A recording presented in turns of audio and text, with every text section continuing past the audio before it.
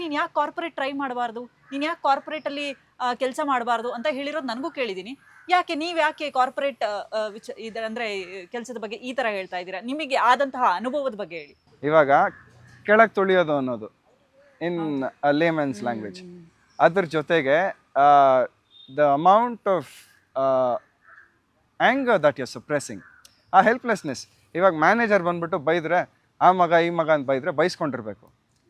ಅದು ಬೈಸ್ಕೊಂಡು ನಾವು ಆ ಕೋಪನ ಎಲ್ಲಿ ಹೊರಗಡೆ ಹಾಕೋದು? ಹೌದು, ನಿಜ. ಅದಲ್ಲದೆ ಎಲ್ಲದಕ್ಕೂ ಅದನ್ನ ಒಂದೇ ಪಾಯಿಂಟ್ ಇಟ್ಕೊಂಡು ತೋರಿಸ್ತಾರೆ. ನನಗೆ ಇವತ್ತು ನೀನು 4 ಅವರ್ ಎಕ್ಸ್ಟ್ರಾ ಕೆಲಸ ಮಾಡಬೇಕು, ಡೆಡ್ಲೈನ್ ಮೊನ್ನೆ ಇತ್ತು, ಇವತ್ತು ನೀವಿನ್ನೂ ಮುಗಿಸಿಲ್ಲ.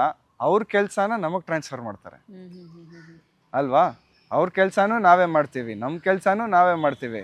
ಹೆಂಡತಿ ಮಕ್ಕಳು ಇದು ಟೈಮ್ ಸ್ಪೆಂಡ್ ಮಾಡಬೇಕು, ಕ್ವಾಲಿಟಿ ಟೈಮ್. ಇವಾಗ ನನ್ನ ಮಗಳು 5 ವರ್ಷ, ನಾನು ಸಾಕಷ್ಟು ಒಂದು 4 ವರ್ಷದಿಂದ ಸ್ವಲ್ಪ ಬೇರೆ ಬೇರೆ ಕೆಲಸ ಮಾಡಿಕೊಂಡು ನನ್ನ ಮಗಳ ಜೊತೆ ಸಿಕ್ಕಾಪಟ್ಟೆ ಬಾಂಡಿಂಗ್ ಚೆನ್ನಾಗಿದೆ. ಆ 1 ವರ್ಷ ಟೈಮು ನಾನು ಕಾರ್ಪೊರೇಟಲ್ಲಿದ್ದೆ, ನನ್ನ ಮಗಳಿಗೆ 1 ವರ್ಷ ಇರೋವರೆಗೂ. ಆ 1 ವರ್ಷ ಇರೋವಾಗ ನಾನು ಅವಳ ಬೆಳವಣಿಗೆ, ಆಮೇಲೆ ಅವಳು ಮೊದಲನೇ ಹೆಜ್ಜೆ, ಮೊದಲನೇ ಮಾತು, ಇದೆಲ್ಲ ಎಕ್ಸ್ಪೀರಿಯನ್ಸೇ ಮಾಡಿಲ್ಲ. ಇವಾಗ ನಾನು ಬೇಕು ಅಂದ್ರೆ ಮಾಡೋಕ್ಕಾಗತ್ತಾ? ಅದು ಆಗಲ್ಲ. So you are losing out on other ಅಲ್ಲಿಗೆ ಥಿಂಗ್ಸ್. ಕಾರ್ಪೊರೇಟ್ ಎಂಪ್ಲಾಯೀಸ್ನ ಕಾರ್ಪೊರೇಟ್ ಇದರಲ್ಲಿ ಸ್ಲೇವ್ಸ್ ತರ ಟ್ರೀಟ್ ಮಾಡ್ತಾರೆ ಸರ್? Absolutely, absolutely, that is the point. Bonded ಲೇಬರ್ಗಿಂತ ಕೆಟ್ಟದಾಗಿರುತ್ತೆ ಓ ಅಲ್ಲಿ. My God. ಏನಕ್ಕೆ ಅಂದರೆ you'll not even realize you can leave if you want to, but the things that they tell you, ಇವಾಗ ನಾನು ಕೆಲಸ ಬಿಡ್ತೀನಿ ಅಂತ ಡಿಸೈಡ್ ಮಾಡ್ತೀನಿ, ಆಯಿತಾ? ನಿನಗೆ ಬೇರೆ ಎಲ್ಲಾದರೂ ಹೋದರೆ ಕೆಲಸ ಸಿಗದೇ ಇರೋಂಗೆ ಮಾಡಕ್ಕೆ ಬಿಡ್ತೀನಿ.